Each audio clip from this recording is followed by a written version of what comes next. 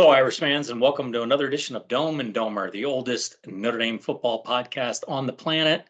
So old that these whiskers would be black done when by we the first oldest started. ND podcasters, so With that the kind of oldest matches host. up. Yeah, with the oldest host. That's I don't know if facts. it's I think the grayness is a result of being a Notre Dame fan and committing to this. So this is what you put up with when you cover Notre Dame football. But anyways, some good things going on. Ed, I'm going to start with you just because you nailed it at 9-3 with your prediction at the beginning of the year.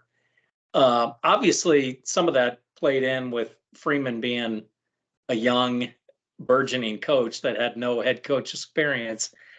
However, I one of the things that has surprised me is how well he has navigated the new era of college football that we're now in.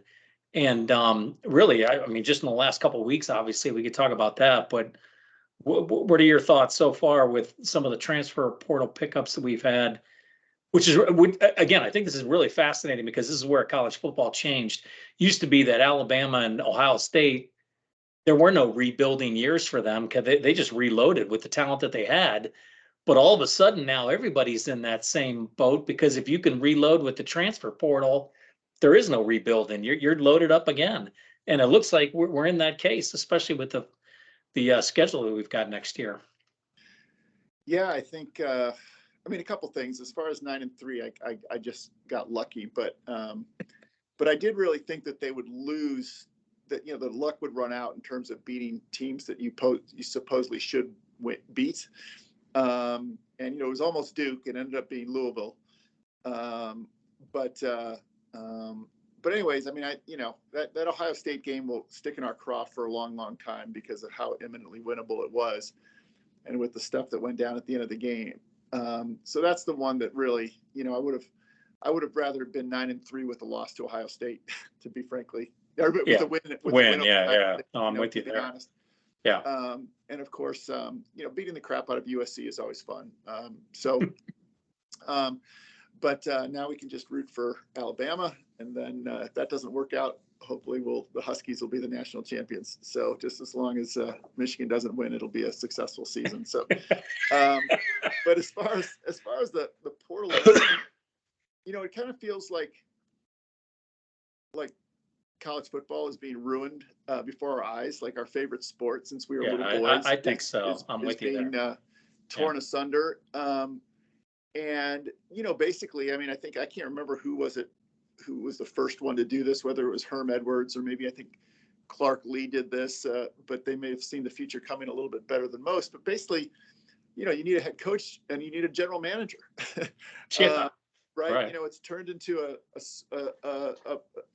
sport that it's not really recruiting is sort of half the job. The other half is sort of scouting, talent acquisition, contract management, all the things that general managers in all the professional sports do.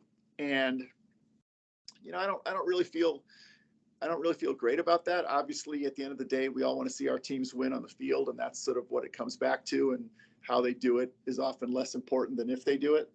But at the same time, I'm probably somewhat in the minority on this, certainly in the commentator community that I've heard, but Florida State should be one of the Final Four teams. I 100% agree with you. Yeah. And the reason they got screwed, that's just ridiculous. And the main reason is whether, and first of all, human beings sort of deciding with their eye, but I guess the part that really bothers me about it is this argument about, well, their quarterback is out. Okay. That basically to me, shortchanges a coaching staff who has a month to prepare a backup quarterback, a defense that was dominant. I mean, I'm a Raiders fan. They were underdogs to the Chiefs, and they scored 2 defensive touchdowns. Yeah, that won the game for them. Exactly. Yeah. So why can't those kids at Florida State, be given the chance to do that after sort of the way that they, you can't sort of say winning is hard and then, out of one side of your mouth, and then the other side say, oh, well, we know that they're going to get drilled by Michigan, or we know that they're going to get drilled by, Washington in the playoff. Exactly. Yeah, I it's just found that to ridiculous. be so It's what ruins college football, because that's what it's all about. It's being able to navigate from one week to the next right. with the adversity that you are faced with. And then when your team overcomes that adversity, that's what's great about college football. And it's why it's such a awesome fan sport. But to that point, Coffee, and I'm just kind of curious. I mean, this is going to be a weird connection here, but I almost think that the Alabama game plays right into this argument because, I mean, look, Tommy Rees is going to have to navigate around what Milrose can't do, which is sit back and pick defenses apart. He's not that kind of quarterback. And Mhm. so Alabama's given this opportunity now if they can navigate around that, to see what happens against a really good, solid team like Michigan. And again, this is what's great about. But what's not great about college football is when Florida State doesn't get the chance to do that, even though they ran the table and they didn't lose to anybody, and they went undefeated. There's no loss on their record. They did everything you asked them to do at the beginning of the season, and yet they can't go to the playoffs. I mean, this is kind of what is a little bit crazy. Even though I think that you can argue all day long that they would be bigger underdogs to Michigan than Alabama would be. But since when does that dictate everything? No, absolutely. And I think this whole, I echo what Ed said, that this whole looking ahead and looking to the crystal ball and say, oh, these guys are going to lose, we can't let them in. I mean, it can't work that way. You have to reward what happened during the season, or the season doesn't mean anything. I Yeah, mean, then it why not means just nothing. sit in a room and just draw four names out of a hat then? I mean, I think I agree that, I mean, I certainly have no love for Florida State, but they totally got bent over on this because Oh, they got screwed. their performance over the course of the season was fantastic. And Mike, as you pointed out, yeah, they're going to be playing their backup quarterback, but that backup quarterback was still good enough to win the ACC championship game. And he's, that's just it. They've got 4 weeks to get him ready for this game, and he's already played pretty well. So why? I don't know. Yeah. I think this, if what we're going on is ratings and money and all that, then burn Yeah, it all down and start over. Yeah, Ed. So here's another thing that's kind of ruined college football is the bowl season. I mean, now, as much as I'd like to put a lot of emphasis on the game Friday, I don't think it means crap. I mean, half the guys that are playing aren't going to be the key contributors next year because they haven't transferred in yet. So it's just, I mean, and plus the guys that should be playing aren't even playing. So what exactly is this? Is this the 2023 Notre Dame football team playing on Friday, or is this just the guys that we've got left and we're going to have a scrimmage and let's just see what happens? I mean, I do think there's opportunity for some guys to shine, and I do expect Jeremiah Love to have a big game. I think we're going to see him with a few extra carries. I mean, he's a guy that I think can just bust it, and that'll be fun to see. But outside of that, the game is pretty much meaningless in my mind, just because of the way it shakes out. Yeah, no, I think that, again, we're dating ourselves, but I mean, bowl season is fun. I mean, it's fun to come home on, December 28th, and watch the Holiday Bowl, which has always been a great, game. It wasn't a terrible game last night, but I mean, but you still watch these games for the players, right? Because you see guys that you may not have ever heard before that, you 5 years later are an all pro, right? Because none of us watch all these teams all during the year, and there are some hidden gems. I mean, I didn't know Tulane was 11-2. I mean, they were undefeated for a while there. I mean, I don't know. Bowl season has always been fun. There's these backbench announcers who are hilarious, who crack you up because they're so bad, or they're good, or they're undiscovered gems. There's these funny, these funky, funny sponsors of these bowls. There's everything from getting mayonnaise poured on top of your head to some sponsor that is out of business within 6 months after the bowl game. I mean, there's there's a lead up, right? There's a build up to those those big daddy bowl games, right? There's a lead up to those traditional rose, sugar, cotton, and that was, again, it's nostalgic, but that was really enjoyable. And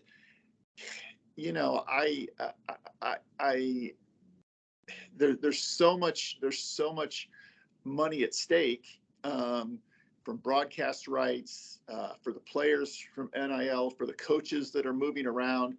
I mean, think about if you're a college football coach right now, how incredibly difficult your job is from Thanksgiving Day until Yeah, New Year's Day. You know, like it's crazy. it's not the most wonderful time of the year for you. It is the worst. Yeah. I mean, it is incredibly packed with pain and pressure. And it's also purportedly a time that the student athletes should be focused on being students. Right. Right. And instead they're focused on everything but that. Yeah. So, Wait till we get to 12-team playoff with right, that. exactly. So, That's just going to make Yeah. it worse. So, all this BS that we've known is from BS for so long, is even sort of worse now. And sort of the, it's I don't know, it feels Yeah. like a sport that we really love for its unpredictability, for its wackiness, for its crazy outcomes. Right. Like, how can any sport that could see Appalachian State beat Michigan also say we have a committee that's going to tell you exactly who should be in this 14 playoff because we know better yeah, the exactly. games Like on the field, I mean, what's going to yeah. happen. I mean, that's crazy. That's right. Yeah. And not to pile on to this coffee, but I'm going to pile on to it anyway. We're looking at a two years in a row, potentially the Notre Dame starting quarterback could have a great game and is going to end up transferring out of Notre Dame. Yeah, So no, how often absolutely. do we see that? I mean, that just tells you where we're at these days. I don't know. I think I'm 100% behind the players sharing in some of these incredible amounts of money that are being thrown around. I wish there weren't incredible amounts of money being thrown around, but reality is what reality is. And I think what they need is a controlled mechanism of how the players can share in the revenue in return for a lot more roster stability. I mean, I like going back to the old plan of you want to transfer, fine, you got to sit out a year. But in return for that, you are going to get X% of your of revenue that gets paid out when you leave or when Yeah. you I'd love to see when you graduate, but I mean, 99% of the people in college football are going to laugh at that. But Yeah. I would love to see it go into a trust and say, when you graduate, you're going to get X number of thousands of dollars because you contributed towards this. But then you're fighting with Title IX, you're fighting with all kinds of stuff that has to be figured out. But it needs to be figured out, or like you said, this sport is just going to absolutely collapse. And Yeah, no, then it's what the getting hell do we do? crazy, and it's but again, I think just what we're dealing with now in bowl season, the way these rosters shake out, the way all this kind of comes to play, and even just look at the top three finishers in the Heisman race. All three of them are transfer quarterbacks. All of them are quarterbacks that played somewhere else, and Yep. and really in the case of Bo Nix, I think remade himself. When Oh, when he definitely. left Auburn, I didn't really think he was that great. I mean, he was an okay quarterback at Auburn, but he wasn't like the guy that he ended up becoming at and Oregon. actually, the winner, when he transferred to LSU again, nobody was beating down the door to get him when he left Arizona State. He was just kind of, Right. he was a guy. Yeah. And Brian Kelly, for all his faults, he and Mike Denbrock turned him into a Heisman winner. Of course, they still ended up losing 3 games, but that's neither here nor there. Yeah. But it's a lot of these guys. On the one hand, a lot of these guys took advantage of the opportunity to remake themselves, to really put themselves out there and showcase what they could do. They needed a fresh start for whatever reason, but it creates a situation that you talked about between Thanksgiving and New Year's, Yeah. where it's an absolute nightmare for coaches. Yeah. Just And trying then to you got not only signing- keep your recruiting classes together, but Yeah. also keep your guys from leaving or be looking in the portal. I mean, you're right. You got to have a GM. You got to have somebody keeping track of this stuff. Yeah, no, that's exactly right. And I don't know if there's some breaking news going on there, Ed, but I was gonna.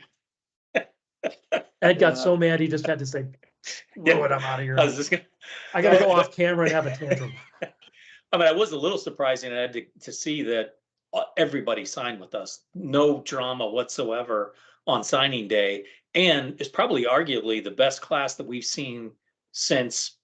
I mean, I can't even think of 2012 going all the way back then. I mean, this is a incredibly big class for Marcus Freeman, just in terms of the level of talent of that class. But yeah, I think it's a really good sign that everybody kept, not a single person switched, and I think that speaks volumes of Freeman and the staff being able to put this together. Well, I think in a strange way, NIL probably helps in that regard, in the sense that you can, as a recruiting staff, you can size up pretty quickly who is coming for, that whole, 4 and 40 years thing, who's coming, Right. For sort of quote unquote, reasons other than the bag, and who's going to go to the highest bidder. And so when you're able to sort of eliminate those high talent guys or those high potential guys, early on, because that what they're about at the end of the day, or your chances of sort of losing them is relatively higher. You can really focus on, like if there's 3 halfbacks that you think are awesome, and that one of them, is definitely, deciding among schools for sort of reasons that, we would deem to be the right reasons in terms of picking a university or a place to showcase your talents, then I think you have a little bit better chance of retaining them and not having any drama, if that makes any sense, right? You're not going to have some like an Alabama or Texas or whoever step in at the last minute and say, okay, here's an extra $100,000, So in a way, I think that, so I think, I think, Freeman, when given time, now he's into it a little bit. Now he's got the people in place that he wants to, they probably hone their process a little bit. And I'm not surprised that the other thing I like, I don't know if you've noticed this, is that it seems to me that a subtle difference when I read these descriptions of these kids that they're getting now, there seems to be more of them that are sort of known for their mean streak, especially when it comes to linemen, In other words, like, you've got guys now, again, you have strikeouts like, Merriweather and, some others at different positions. But in terms of like linebackers, defenders, offensive linemen, there seems to be more of them that sort of love to play football, that play to the whistle, that are known for their, quote unquote violence. Not that they're bad guys or they're thugs. It's just the way that they play the game is kind of a throwback way of playing it. And I think that's important. You need those. It's fascinating you bring this point up, because I was literally just watching some game film of one of the linemen we signed. And one of the clips, I mean, he takes the kid like 50 yards off the field and just pancakes them. And I was thinking the same thing, like, holy cow, man, ease up a little bit, would you? But yeah, I mean, that's a great point. Because I think there's a certain mentality that Freeman wants. He's a defensive side guy. So it's only natural that you think that he gravitate towards that. But I love the fact that we did that. Let's wrap it up, Coffee. But give me not only your prediction on what you think, but is there anything that you think we're going to see, or anybody to pay attention to that you're hoping to see in terms of the game? What I want to see, I'm interested in how the offensive line plays, especially our 2 new tackles, Jagsaw particularly, because I know that Oregon State has some attrition on defense, not a whole lot, and I think their defensive line is probably the strongest unit that remains, relatively speaking. So I want to see how they perform against these guys who are well seasoned, against these guys who are making their first start. And I think that is really going to determine the final score of the game more than anything else, because I look at everything that Oregon State has lost on offense, and that how Notre Dame's defense is coming in virtually intact. If Oregon State scores more than 10 points, I'm really going to be disappointed in how Notre Dame play. I mean, unless it's a case of where the offense is turning the ball over on their own side of the field like 4 or 5 times. I expect a very, very strong performance by the defense. I'm saying 27-10. So to that point then, Ed, Cam Hart, is Watts playing? I don't know if Watts is playing. He's As far not as I know, playing. he hasn't said he's not. So. Oh, he has. Oh, so he is. Okay. Yeah. So we're relatively there, minus Hart, right? I mean, everybody else is playing defensively. What are your thoughts on what you think's going to happen and what you might want to see? Yeah, no, I think Mike makes, good points and a good analysis. I mean, I think that, there's always, these games, like you said at the beginning, they're just wild cards, right? They're crapshoots. Yeah, you just don't know, right? You really just don't know. It's the blue and bowl game. It's Yeah, I mean, to pretty me, I think it's going to be fascinating, regardless of outcome, to sort of watch how effective this sort of makeshift offensive line is. I mean, it's not makeshift when looking to the future and the guys that we want, to shine, but it is makeshift compared to sort of who started and who played during the year. Yeah. No Alt, no Fisher, no Carell, no Spindler. I mean, that's 4 of the 5 that played the majority of the snaps this year. The vast majority of the snaps, are not going to be on the field or not even in the stadium. So, you talked about Jeremiah Love. Well, he's got to have somebody opening a hole to show his thing. So, and Angeli, if he's going to have a decent game, it's going to be because he's got a little bit of time. So that's, I think like you said, I mean, regardless of how the defense performs, and I think they'll do really well, it's really going to be fascinating, to watch the offensive side of the ball. Now, again, it's kind of a one-game snapshot because I think, Denbrock will probably make some pretty significant alterations, and we'll see something, pretty different coming out of the chute next year with a different quarterback, and, other guys will step to the fore in terms of receivers, et cetera. And, the transfers in, like you said, Mike, but, yeah, I don't know. I'm just going to be interested to see how well coached this offense looks with so many new pieces over the course of 4 weeks. I think that if they look relatively disciplined and in sync and, play well enough to win, I think that's a pretty damn good coaching job considering. Big time. Right. Just in light of what we've been talking about all the distractions and everything, Right. to then have a bunch of fresh new guys and somehow get them, orchestrated. I agree with you guys. I mean, I think it is going to come down to how well we run the football and just because if you can run the football a little bit, that'll take a little bit of pressure off Angeli so that he can do some play action and things like that. But without that run, they could be in some deep trouble. A guy that's not seen a ton of snaps, an offensive line that's not had a lot of line call going on, and understanding the nuances of that. I mean, that's just going to be, that's going to be interesting to see how they overcome that.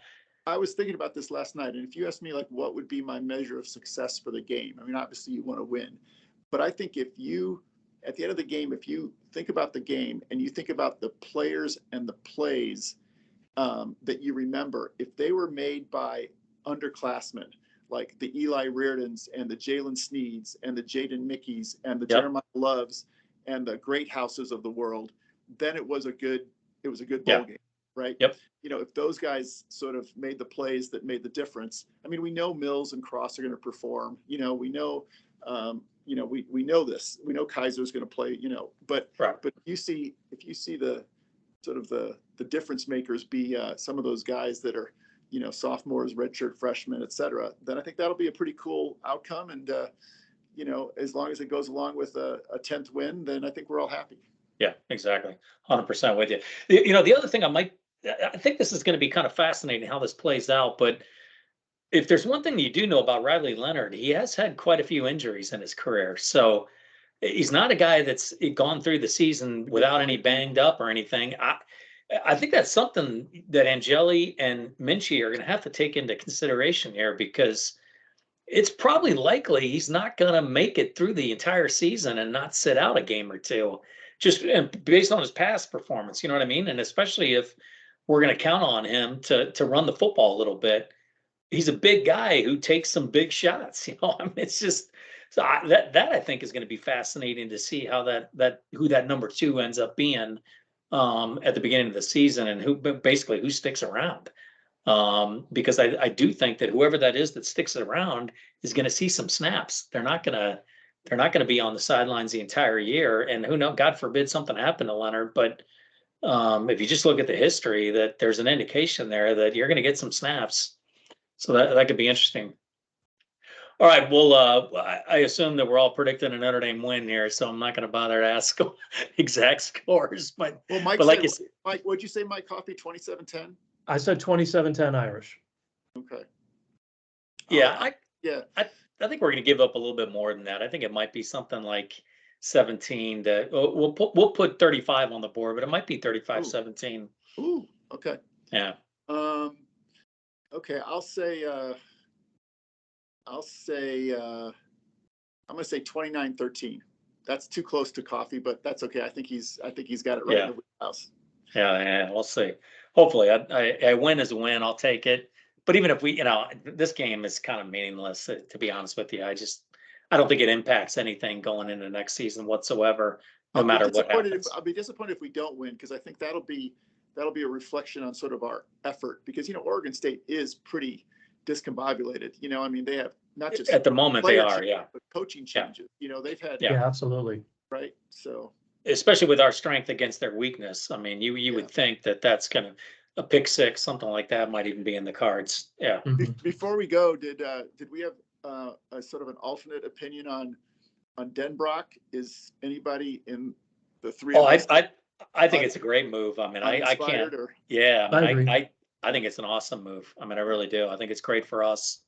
Um, and I do think there'll be some differences, as you said. I think Denbrock's going to come in and you're going to probably see some differences right away. But I think over the course of time, boy, you couldn't have asked for a better pickup than him.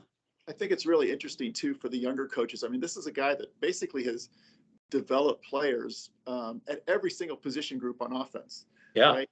He is Tight he's ends. been- Yeah. he's I been mean, he's quarterbacks, tight ends, receivers, running backs. I mean, I guess he hasn't coached offensive line, but obviously, he's been run game coordinator, pass game. He's done just about. I think he really sees the offense holistically, and I think a coordinator's one of their biggest job is to coach his coaches, and I think he's really comfortable in that role. Yeah. I think you can't underestimate the fact that that he knows Notre Dame. When you I hire think a that's young huge. when you Yeah. hire a young hotshot coordinator, they may be the shiny new toy, but there's a real transition to sort of, I mean, I know this exceptionalism grates some people, but I think it is different to come in and coach at Notre Dame. It's a little bit different, especially on the recruiting trail, especially dealing with classes, especially dealing with, some other things. And Denbrock gets all that. He doesn't have to be sort of taught that or get used to it. And I think that gives you a little bit of a head start when you're changing such an important position. And it's a lot of pressure off Freeman when you think about it. I mean, Yeah. Freeman doesn't need to worry about this now. You know what I mean? Like can you imagine a brand new coordinator coming in with no affiliation with Notre Dame, and then all of a sudden you got to navigate that process? Right. For Freeman, that's a lot of pressure on him. And boy, I tell you, this is great for him. I just think this is perfect timing. And I think we're going to benefit big time from this. Well, let's not kid ourselves either. I mean, anybody who questions the financial commitment of the university towards assistant coaching, Obviously, yeah, they came through on that one. Yeah, this guy did not leave LSU because he misses Right. the chips and dip at Hacienda. He might like Bruno's Pizza. You never know. Yeah. I mean, that's a great sign. You're right, though. That's a huge sign.